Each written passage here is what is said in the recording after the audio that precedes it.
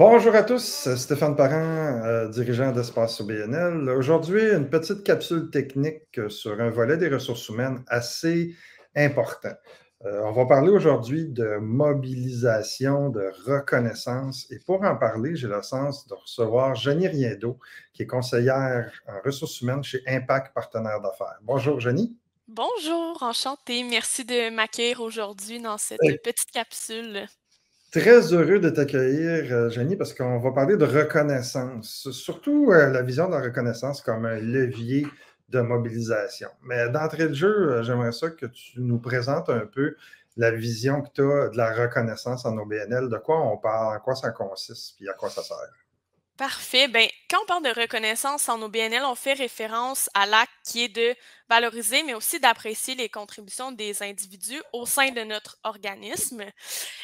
En réalité, là, que ce soit dans un OBNL, dans une petite entreprise, dans une moyenne entreprise ou n'importe quelle structure, la reconnaissance, pardon, est un élément qui est essentiel pour justement, on en a parlé un petit peu au début, là, pour motiver, fidéliser, mais aussi engager les membres du personnel. Ça peut être les membres du personnel, ça peut même aller jusqu'aux bénévoles, à nos collaborateurs aussi. Donc, il y a plein de gens qui sont impliqués là, dans ce qui est la reconnaissance. Puis en fait, c'est non seulement une pratique RH, mais c'est un véritable levier aussi pour la performance. Tu sais, la reconnaissance, ça va agir sur la motivation au travail, sur l'engagement des employés, sur l'autonomie des personnes, ça va améliorer leur bien-être aussi. Ça va également favoriser une culture d'entreprise qui est saine, puis ça va générer un sentiment de fierté, un sentiment d'appartenance aussi quand on reçoit la reconnaissance.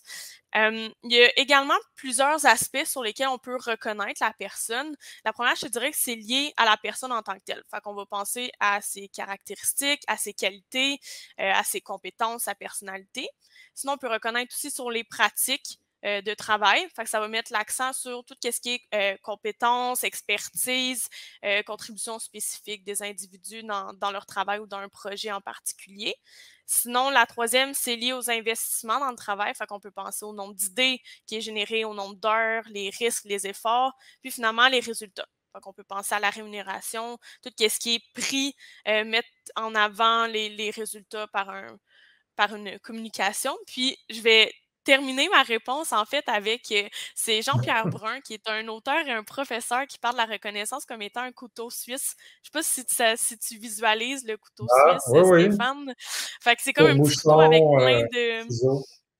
oui, c'est ça, avec plein de petits éléments. Puis lui, ce qu'il dit, c'est qu'il existe peu d'outils en RH qui ont un aussi large éventail de retombées positives qui est la reconnaissance. Fait que ça emmène la santé au travail, la performance, la qualité, l'engagement, la convivialité, puis aussi le respect. Donc, c'est vraiment un outil multiple qu'on doit utiliser, là. Dans les pratiques, on va souvent ramener les pratiques d'évaluation, puis la reconnaissance va Ouais, venir à la suite des c'est pratiques souvent relié. d'évaluation.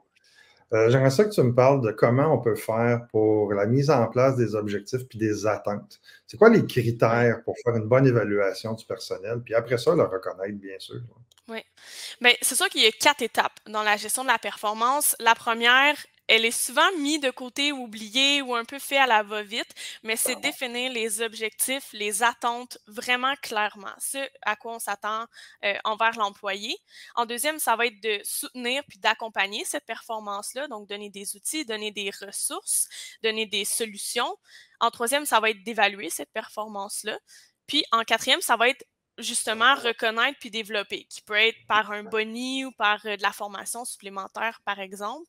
Puis ce qui est important à comprendre, pardon, c'est que chacun a un rôle à jouer aussi dans la performance. L'employé doit assumer son rôle, exécuter ses tâches, se fixer aussi des objectifs professionnels, tandis que le gestionnaire, lui, ça va être d'évaluer cette performance-là, de continuer à motiver, de soutenir ses employés.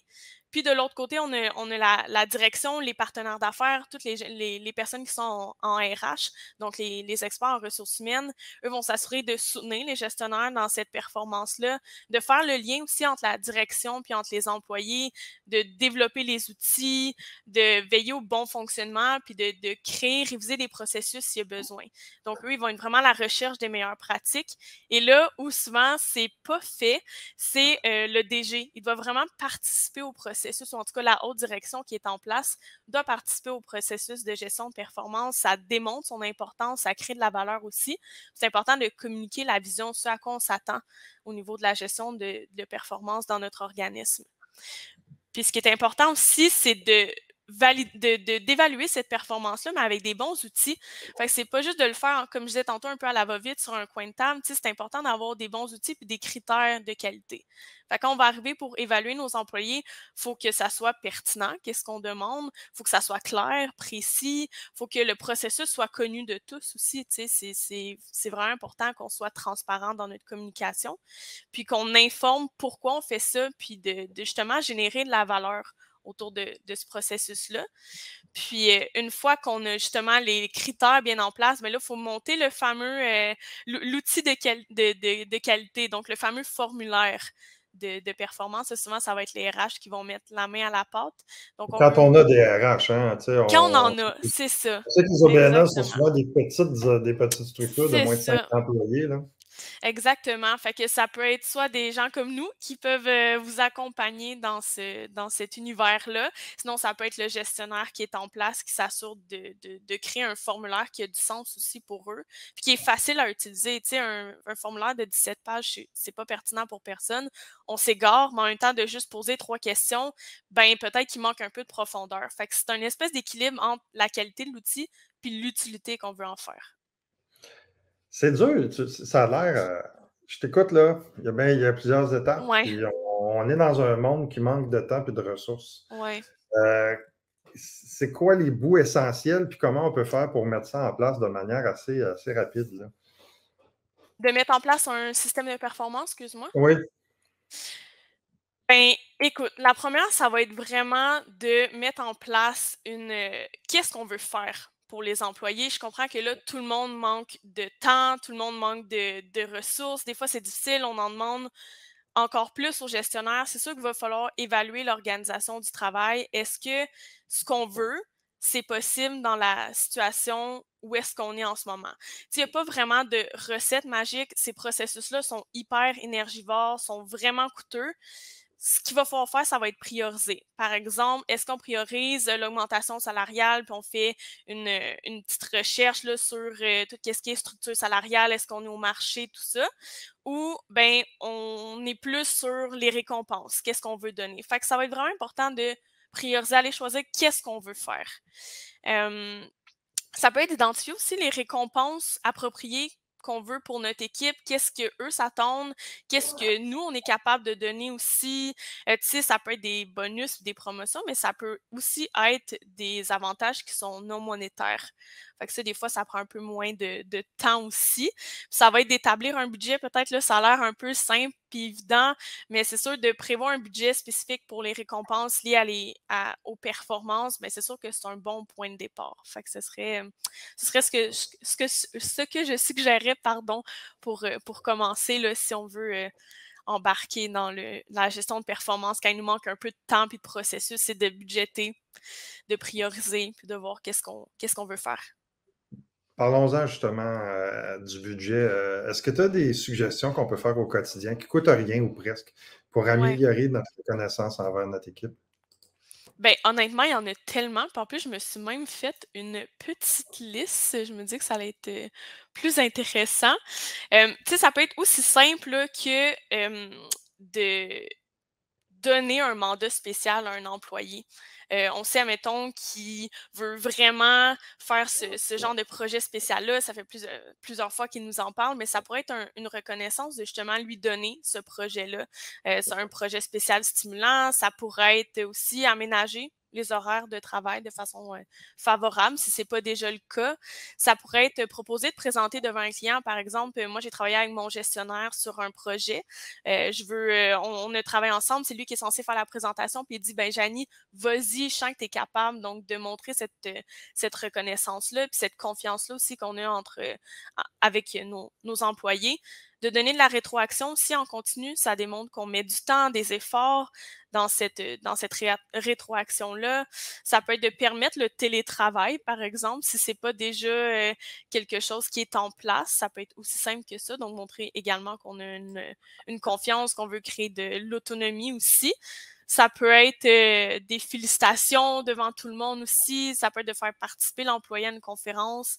Donc, il y a plein de choses qu'on peut faire qui ne coûtent pas nécessairement d'argent puis qui est vraiment significatif pour l'employé. Tu sais, ça peut être aussi simple que de dire pendant notre évaluation formelle ou annuelle de fin d'année, je suis vraiment consciente que ce projet-là, Stéphane, t'a pris beaucoup de temps, c'était prenant, je reconnais tes efforts, voici, puis là on passe avec l'évaluation. Mais tu sais, de commencer avec ça, reconnaître que la personne a fourni ces efforts-là, c'est vraiment une belle pratique de reconnaissance qu'on peut mettre facilement en place. Ben, on va aller un petit peu plus profondément dans le feedback, dans la rétroaction.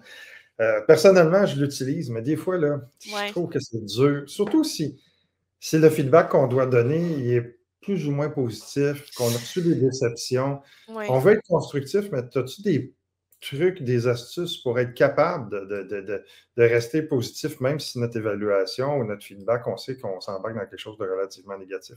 Oui. Ben, même si c'est pas négatif, tu sais, je pense qu'il faut toujours s'assurer de baser notre rétroaction sur les forces de l'employé. Tu sais, on commence par souligner ses forces, ses compétences, les réalisations. Puis après ça, je trouve que c'est plus facile d'aborder les domaines où il y a des améliorations qui seraient souhaitées. Je vais dire comme ça. Ça commence en créant un climat qui est plus positif. Puis l'employé risque d'être plus ouvert aussi à la rétroaction. Tu sais, il y a un élément aussi qui est assez simple, c'est de s'assurer que l'employé est disposé à nous écouter. Tu sais, des fois, on le sent, là, on arrive, là, puis tu le sais qu'il passe pas une bonne journée, cet employé-là. C'est peut-être pas le temps d'aller lui souligner ses domaines d'amélioration, là. Donc, ça serait vraiment avant de donner un feedback, on vérifie si l'employé est ouvert à recevoir nos commentaires, on lui demande s'il est prêt à discuter, s'il est à l'aise de le faire à ce moment-là aussi. Ça va être de solliciter aussi peut-être son opinion, tu sais, de savoir, tu sais, de l'impliquer vraiment dans le processus, puis de demander son avis sur ses performances. C'est forcément, c'est rare que l'employé est surpris là, quand on annonce des nouvelles peut-être un peu moins positives. Tu sais, souvent, il s'en attendait un petit peu, ou justement, si on a fait de la rétroaction en continu, il est au courant, c'est où ses points faibles. Fait que peut-être de justement surfer un peu sur la vague. On va espérer qu'il nous en parle un peu quand on lui demande son opinion. Puis sinon, ben, au moins, ça crée une espèce d'ouverture là, de ta part. Là. Justement, si tu arrives, tu te dis comment tu te sens, est-ce que c'est le bon moment? Justement, est-ce que tu as une opinion sur tel sujet? Donc, vraiment l'impliquer, là, je pense que ça peut créer une belle attitude d'ouverture. Puis c'est sûr qu'après, ça passe toujours un peu mieux. Dans les exemples que tu viens de fournir, tu as parlé Ouais. beaucoup de reconnaissance individuelle. Ouais. On fait quoi avec les principes de reconnaissance d'équipe qui ont l'air d'être de plus en plus importants? Oui. Ben, le choix de privilégier la reconnaissance individuelle ou collective, ça peut être complexe, là. Je comprends que des fois, on dit est-ce qu'on est mieux de le faire en équipe, d'y aller plus individuel? Puis honnêtement, il n'y a pas de réponse universelle. Je dirais qu'en général, on tend à privilégier la reconnaissance individuelle, mais tout en s'assurant qu'il y ait quand même une combinaison là, de collectif. Au niveau de la reconnaissance individuelle, c'est sûr que ça offre plusieurs avantages. Ça va récompenser spécifiquement un employé, par exemple, s'il a travaillé justement sur un projet spécial ou quoi que ce soit, une réalisation. Ça va le motiver, ça risque de l'engager encore plus. Ça va les inciter à exceller aussi dans ses tâches. Là où peut-être qu'il y a un petit bémol, c'est que c'est sûr que ça peut créer un environnement qui est un peu plus compétitif, malsain dans l'entreprise. Tu sais, des fois, on voit ça, là, ça va être toujours le meilleur. Fait que c'est sûr qu'il y a peut-être ce petit point-là de vigilance. Par contre, quand on favorise le collectif, comme tu disais, on favorise la cohésion d'équipe, on renforce l'esprit d'équipe, la communication, la culture d'entreprise. Là où, lui, il y a un petit bémol, par contre, c'est que ça peut décourager les employés qui, eux, sont très, très, très performants parce qu'ils peuvent sentir qu'ils ont une espèce de sous-reconnaissance pour leurs efforts qui étaient peut-être exceptionnels dans ce cas-ci, mais ils ne le verront pas étant donné que c'est une récompense qui est collective. Donc, il n'y a pas vraiment de réponse magique. Fait que, on fait quoi? Ça va dépendre de la culture d'entreprise, de ses objectifs, de sa philosophie de gestion aussi. Des égos du membre du personnel aussi, parce que s'il y en a qui ont des égos plus grands que d'autres, il faut les considérer pas nécessairement à... Il faut les considérer dans les décisions, mais pas nécessairement en les mettant en évidence non plus. Là. Je pense qu'il faut faire attention à ça aussi. Il faut considérer les conséquences, en fait. Fait que, on sait que d'un côté, de mettre juste tout dans l'individuel, ben, ça peut créer vraiment beaucoup de compétition. Puis si on met tout dans le collectif, ça peut en désengager plusieurs.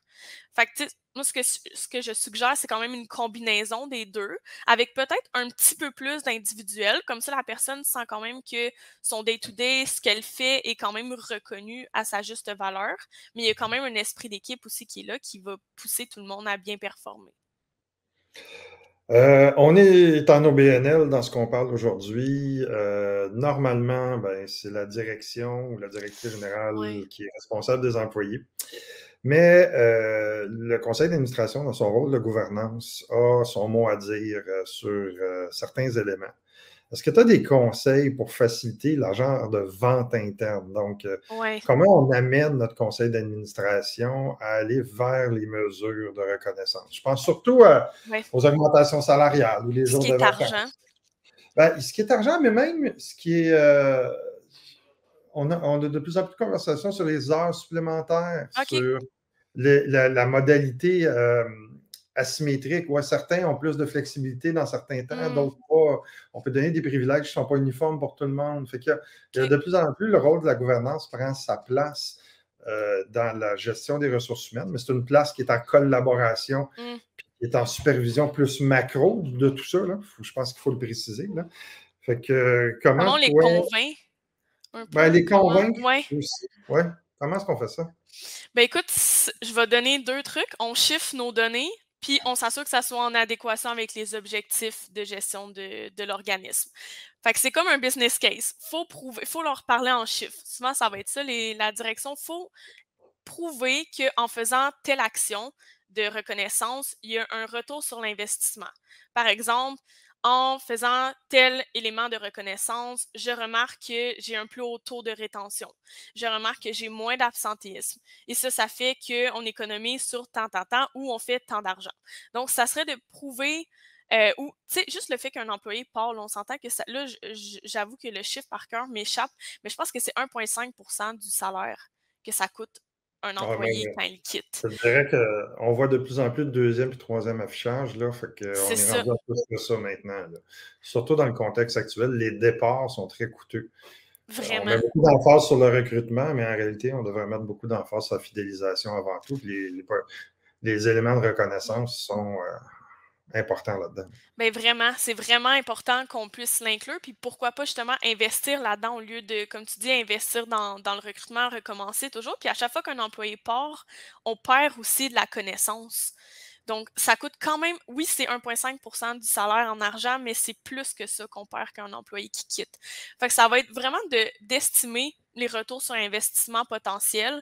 Comme je te disais tantôt, des données chiffrées qui sont solides, puis de s'assurer aussi que c'est quand même en adéquation avec ce que l'organisme essaie de faire. Donc, je pense qu'il faut, si tu permets que j'en rajoute un peu, il faut arriver avec des conseils d'administration qui vont valoriser le capital humain. Traditionnellement, ce n'est pas le cas. Là, on presse le citron, on a des attentes face au personnel. Je vois même des conseils d'administration où je vois des administrateurs qui sont inconfortables qu'il y ait des gens du personnel qui ont un salaire plus haut qu'eux ont dans leur vie de tous les jours.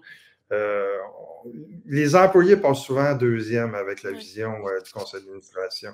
Puis on sait, puis il y a plusieurs écoles de pensée qui nous amènent à valoriser des expertises en RH qui siègent, puis la création d'un comité de ressources humaines. À partir du moment où tu as un comité de ressources humaines sur ton conseil d'administration, tu as une place pour discuter des initiatives de reconnaissance et ça vient faciliter beaucoup la vente à l'interne parce qu'il y a des gens dont c'est la fonction de s'assurer que ces pratiques-là sont en place. Là. Exact. Puis, il y a quelque chose que j'aime dire, si je peux rajouter, Stéphane, pour conclure cette question-là. Prenez soin de vos équipes et elles vont prendre soin de votre organisme. C'est toujours ça. C'est vraiment la base. Donc, ça commence avec un petit peu de reconnaissance. Souvent, ça déboule. En conclusion, Janie, j'aurais une dernière question pour toi. Comment on met en place ou quelles sont les recommandations que tu ferais pour des gens qui voudraient favoriser une culture qui accepte les suggestions et les critiques constructives des employés? Mhm.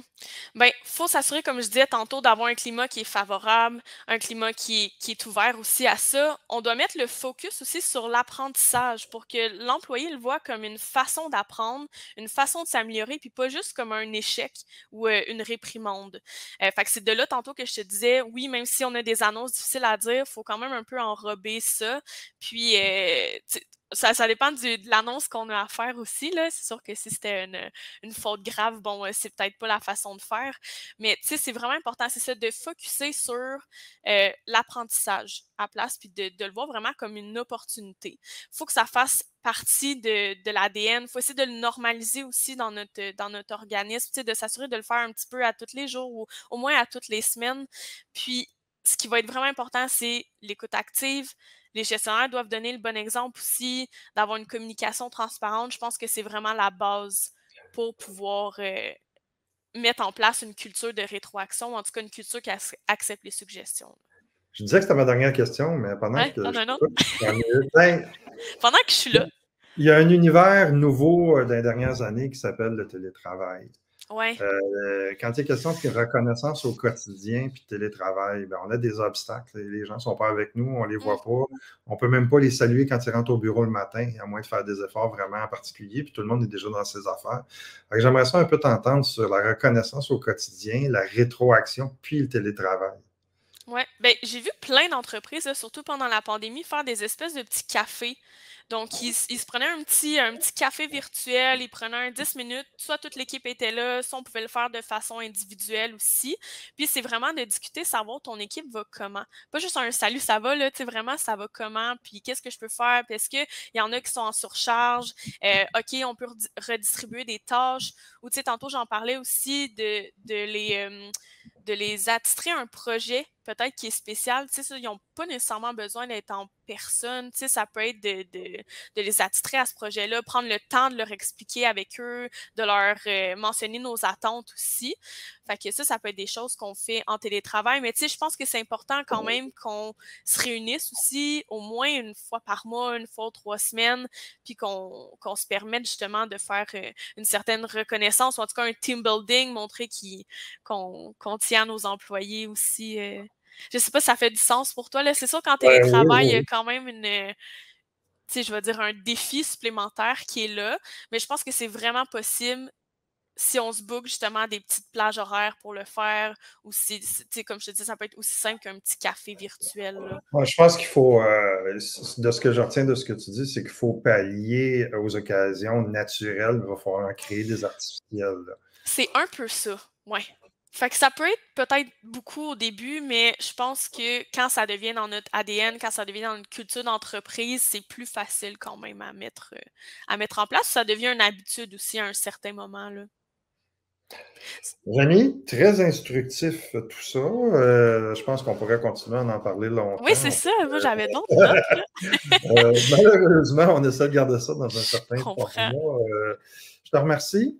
Ça me fait Euh, plaisir. J'espère que tout le monde nous avait apprécié. Je renouvelle le fait que l'équipe de Impact est là pour vous aider aussi. Vous pouvez les trouver dans notre répertoire de fournisseurs spécialisés. Je vous souhaite une bonne fin de journée. J'espère vous voir prochainement dans un autre de nos capsules ou un de nos événements. Bye bye. Merci beaucoup.